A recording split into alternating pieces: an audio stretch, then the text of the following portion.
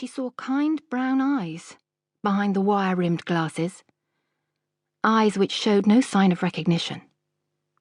That wasn't a surprise. Sometimes she didn't even recognize herself. He'd grown into quite a handsome man, his face still unlined by the pastoral cares that had weathered old Father Milligan. People would look at Daniel Quinn and see a friendly parish priest, but Rachel knew better. This man absolved other people's sins while his own festered. In an ideal world, sin should be visible for all to see, like the brand marks burned on criminals centuries ago. All done. Rachel stared down at the plaster on her hand. It was bright yellow with a cartoon chicken's face. She couldn't help but smile. "We're out of plain," he explained. "The kids love these. Helps them forget their pain in no time." "And what about my pain? My heartache? Can you take that away so easily?" He was still kneeling like a penitent next to the chair, and for a brief moment she wanted to confess her real identity, to see the shock or perhaps the shame on his face. He'd claim he was just a boy then and hadn't known any better. Apologizing might give him closure, make him feel like a great weight had been lifted from him, but that was too easy. Why should he have such a short time of suffering when his actions had caused her years of trauma? "Thanks for rescuing me," she said. "I'm Rachel Ford, by the way."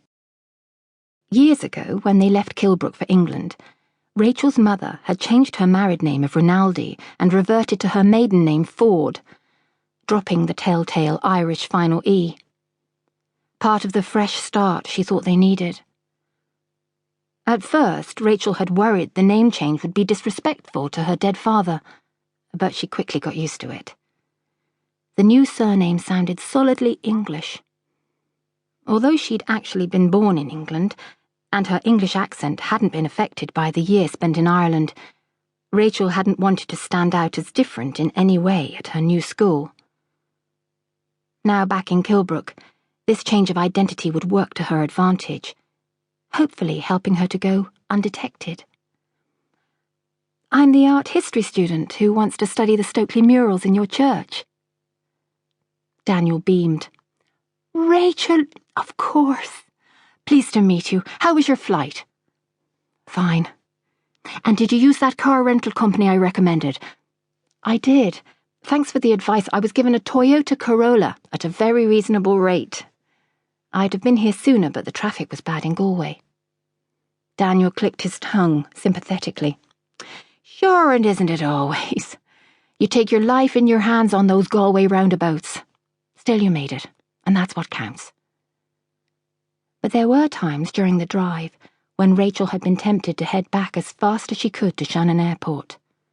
One short flight, and she'd be home safe and sound in London. It was a miracle she'd made it to Kilbrook at all, and the temptation to flee was still strong. "This calls for some tea. I've just warmed the pot. Then I can show you the Stokely murals before evening mass." "No." The word, spoken too loudly, echoed around the kitchen, and Daniel raised his eyebrows.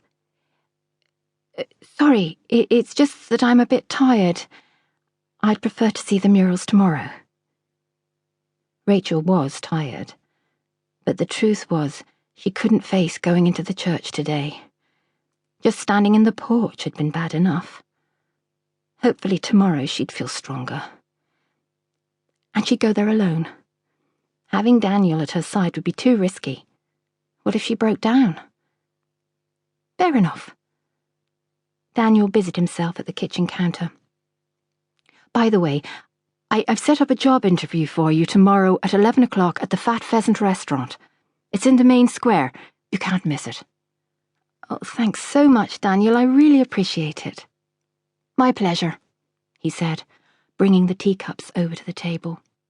"Like I said in my email, I'm friends with the chef, Henri Breton. Quite a character. I fixed his car last week."